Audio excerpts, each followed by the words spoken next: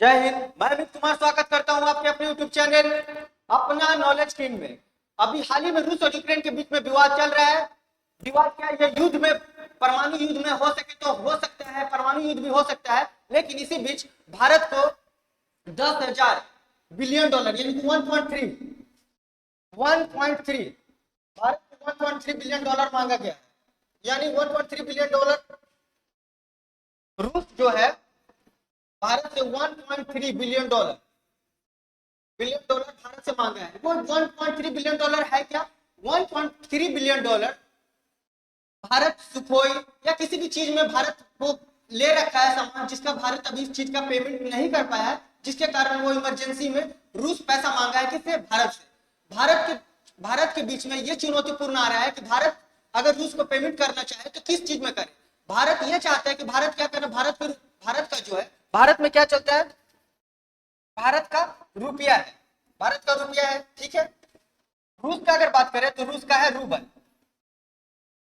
अगर रुपया को रूबल से डायरेक्ट ये कन्वर्ट करना चाहता है, मतलब रुपया से डायरेक्ट रूबल में पेमेंट करना चाहता है, तो वो पहले होता था स्विफ्ट से। अब ये क्या किया गया कि अमेरिका द्वारा इनको स्विफ्ट से बाहर कर दिया गया। अब यहाँ पर भारत को यह समस्या है कि अगर ये पेमेंट करे तो करेगा, लेकिन इसी बीच अगर इनको बोला गया कि आप जो है एमआरआई से फंड करिए और जो युआंग में होगा। युआंग जो है चीन की मुद्रा है, चीन की मुद्रा है। और अगर ये चीन की तरफ अगर ये हो जाएगा तो पूरी तरह से ये चीन पर निर्भर हो जाएगा, चीन का पेमेंट करना यानी चीन के बैंक का इस्तेमाल करना। और आपको पता ही है कि चीन हमारा जो है भाई भाई बोलकर कितना दुष्पूर्णता काम करता है, इसका भारतवासी से अच्छा कोई नहीं जान सकता है। तो भारत ये चाहता है कि ये युआंग में पेमेंट नहीं करे। इधर से भारत अमेरिका की तरफ कहा गया है कि भारत अगर रुपया में अगर पेमेंट करना चाहे तो कर सकता है, लेकिन डॉलर में करना चाहे तो कर सकता है। लेकिन भारत के बीच में यह चुनौतीपूर्ण आ रहा है कि भारत को बोला गया है और सारे देशों को बोला गया है कि अगर रूस पे प्रतिबंध लगा दिया गया है, ये रूस और यूक्रेन के बीच में जो विवाद चल रहा है और रूस लड़ाई को नहीं छोड़ रहा है, तो रूस और यूक्रेन के बीच में जो विवाद चल रहा है और इस विवाद में पूरी दुनिया की तरफ से रूस पे प्रतिबंध लगा दिया गया। अगर रूस पे प्रतिबंध लगा दिया गया और उस प्रतिबंध के बावजूद भी अगर रूस से अगर भारत सामान खरीदता है या पेमेंट करता है, तो ये जितने भी नेटो देश हैं और जित अमेरिका का ये उल्लंघन होगा और भारत में भी हो सके तो प्रतिबंध लगाया जा सकता है। भारत का ये चुनौतीपूर्ण है और भारत से कहा जा रहा है कि आपने 1.3 बिलियन डॉलर पेमेंट करना है। अब हाल ही में कुछ दिन पहले आपको न्यूज में आया होगा कि चीन के विदेश मंत्री युआंग ही भारत आए थे।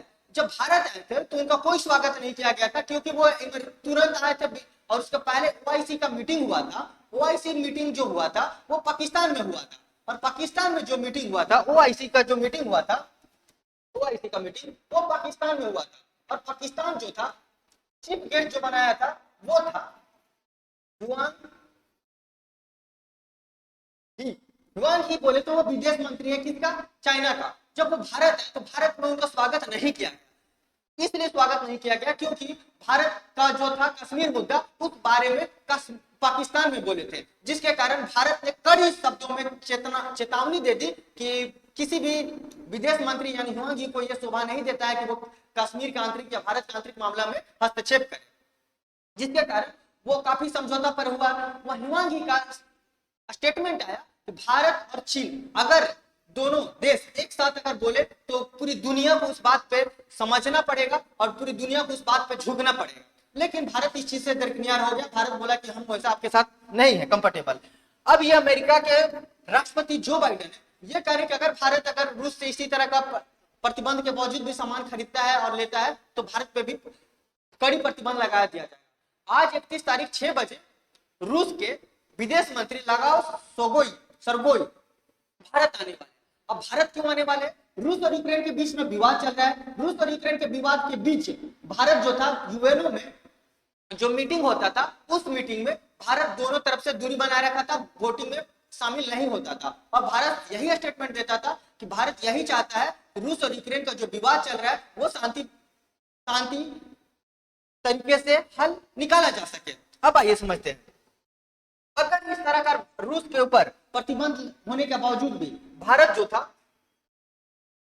भारत को 25% डिस्काउंट, भारत को जो था 25% डिस्काउंट पे क्या दिया जा रहा है, कच्चा तेल दिया जा रहा है रूस की तरफ से। और हर कोई देश चाहता है कि अगर इतना परसेंट डिस्काउंट पे मिले तो कौन नहीं खरीदना चाहेगा। मान लीजिए जैसे पहले 65 था, उस पर 25% डिस्काउंट दे दिया, तो मान लीजिए कितना हो गया, 65 में 25 चला गया 40। अभी कहा जा रहा है कि 25 या 30, लगभग 30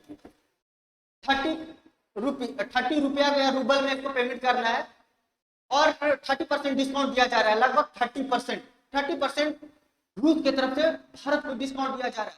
और ये सोचिए, भारत ने खुले तौर पर इसका समर्थन किया, और भारत ने कच्चा कोयला एंथ्रासाइट जो कोयला है, एंथ्रासाइट कच्चा कोयला है, वो स्टील के लिए स्टील बनाने में, वो फैक्ट्री में उसका इस्तेमाल किया जाता है कच्चा कोयला का, और वो भारत किससे खरीद रहा है, रूस से खरीद रहा है। ये पहली बार हो रहा है कि भारत खरीद रहा है। यहां पर अगर हम बात करें तो 2021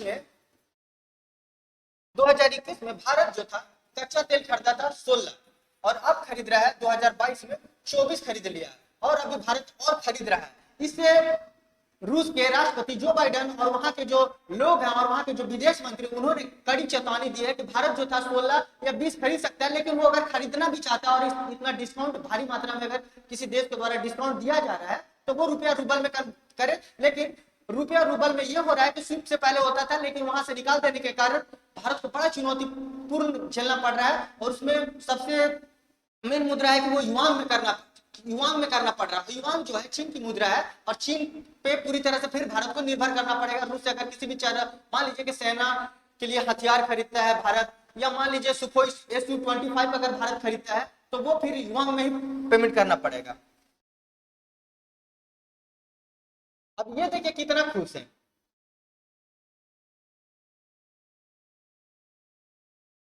ये इतना खुश है। ये है रूस के राष्ट्रपति व्लादिमीर पुतिन। ये है शी जिनपिंग।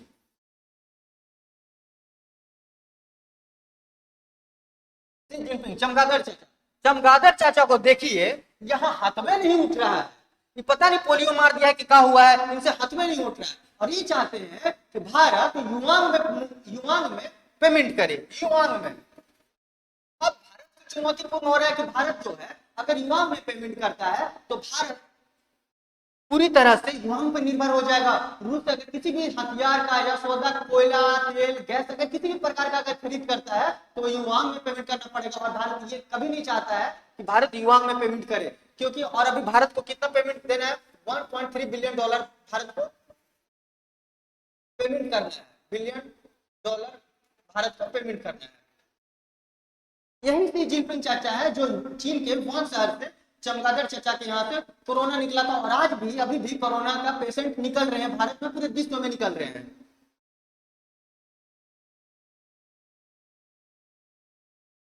भारत जो है रूस से 12 सुखोई Su-35 विमान खरीद रहा है। भारत के पास अगर बात करें तो भारत के पास पहले से 254 विमान पहले से है, और 16 और ऐड हो जाएगा, 12 और ऐड हो जाएगा, 4 2 6 5 1 6 266 Su-25 भारत के पास हो जाएगा। इसकी खासियत क्या है कि ये फाइटर जेट जो है हल्का है, होता है, कम खर्च होता है, इसमें कम खर्च होता है, प्लस इसमें डबल इंजन वाला होता है, और ये मारक क्षमता होता है, ये परमाणु बम हथियार ले जाने में, मिसाइल ले जाने में सच में है। इसलिए भारत और चाहता है कि 12 सुखोई Su-25 भारत खरीद ले, लेकिन यहाँ भी इसके पास चुनौती आ रहा है, वो है रुपया या रूबल। और रुपया रूबल से ये क्या हुआ कि रूबल में कर नहीं पा रहा है, क्योंकि ये आपको बता दिए कि स्विफ्ट से बाहर कर दिया गया, और चुनौतीपूर्ण ये हो रहा है कि अब पेमेंट करे तो करे। भारत के पास ये बहुत बड़ा चुनौतीपूर्ण है, और अब ये सरकार और विदेश मंत्री एस जयशंकर के बीच ये होता है कि अब ये इस चीज को कैसे आगे निकलते हैं। इसी बीच क्या हुआ था, ये है नॉर्थ कोरिया के कोरिया के हैं, ये है किम जोंग। किम जोंग, वहां के तानाशाह किम जोंग। ये इतना दुष्ट है कि ये एक मिसाइल प्रशिक्षण किए, और ये मिसाइल प्रशिक्षण जब किए तो जापान के शहर में जाकर गिरा। लेकिन इसमें कोई, ये खास बात यह थी कि इसमें कोई हताहत नहीं हुआ था, जिसपे अमेरिका ने इसकी कड़ी चेतावनी दी और हो सके तो इस पे बैन लगाया जाएगा। भारत ने भी यूएनओ में इस बात को उठाया और भारत ने कहा कि ये इस तरह का हरकत जो कर रहा है, इस पे पूरी तरह से इस पे भी बैन लगाया जाए। लेकिन रूस ने खुलकर समर्थन दिया कि इस पे पहले से बैन लगा दिया गया और वहां के लोग जो है भूखमरी से मर रहे हैं, इस पर प्रतिबंध नहीं लगाया जाए। आप खुद सोचिए, ये हमेशा 1 दिन 2 दिन 3 दिन पे ये क्या करता है, प्रशिक्षण करते रहता है। ये वही व्यक्ति है जो अगर भारत और ये पाकिस्तान का नल्ला प्रधानमंत्री है, जो भारत और पाकिस्तान के बीच में अगर युद्ध होता है तो ये क्या करता था कि परमाणु हथियार, जब इसके पास एक कहा जाता है कि इसके पास 161 परमाणु हथियार है, तो इस 161 परमाणु हथियार बनाने में इसका सबसे महत्वपूर्ण भूमिका है। यह क्या करता था, जितना भी परमाणु हथियार बनाने में जो चीज लगता था, ये क्या करता था, वहां से लाकर इसको देता था। इसीलिए इसका और इसके बीच में व्यापारी समझौता या व्यापारिक कह लीजिए व्यापारिक तटस्थता, ये दोनों के बीच में काफी हद तक बना हुआ है। इसीलिए भारत इस चीज पे जानता है कि भारत के ये हमेशा विरोधी है, इसलिए भारत ने यूएनओ में कड़ी चेतावनी दी और इसका खुलकर विरोध किया। भारत ने अमेरिका के सामने और पूरी दुनिया के सामने पाकिस्तान का भी खुलकर विरोध किया और उन्होंने कहा कि पाकिस्तान और किम जोंग की सरकार यानी कि नॉर्थ कोरिया में बैन लगाना चाहिए। नॉर्थ कोरिया के बारे में बात करें तो नॉर्थ कोरिया रूस का सपोर्टर है और साउथ कोरिया की बात करें तो वो अमेरिका का सपोर्टर है। इसका इतिहास बहुत लंबा है। चलिए हम संक्षेप में बात करते हैं। इसके बारे में बात करें तो इनका भी अब सरकार जाने वाला है। ये वही है जो कश्मीर के मुद्दे पे जहां भी जाएंगे भारत का बेइज्जती करना चाहते हैं, लेकिन खुद बेइज्जत होकर आ जाते हैं। ये वही व्यक्ति है जिनका सरकार गिरने वाला है और इनको कोई पूछने वाला नहीं है। इनको तो अब वहां की सरकार, वहां की जो जनता है, वहां की जो इनकी खुद की पार्टी वहां से छोड़कर जा रही है, वो यही इमरान सरकार, इमरान खान है, जो कह रहे हैं कि हम आखिरी बॉल तक खेलेंगे। अरे भाई, आखिरी बॉल तक खेलेंगे, कहीं इधर उधर लग जाएगा, फिर फुट उठ जाएगा, तो इसीलिए बोल रहे हैं कि कहीं इधर उधर मत खेलिए। अब जब निकलना है पवेलियन से, विकेट गिर गया है तो निकल जाइए। अब भारत के बीच में यही हो चुका है कि भारत अब करे तो करे क्या पेमेंट। अब ये हम लोग को सोचना है कि भारत किस तरह से इस चीज को, रूस और रूबल में जो पैसा देना है वो किस तरह से आगे बढ़ता है। हम आगे वाले वीडियो में मिलेंगे, तब तक के लिए जय हिंद।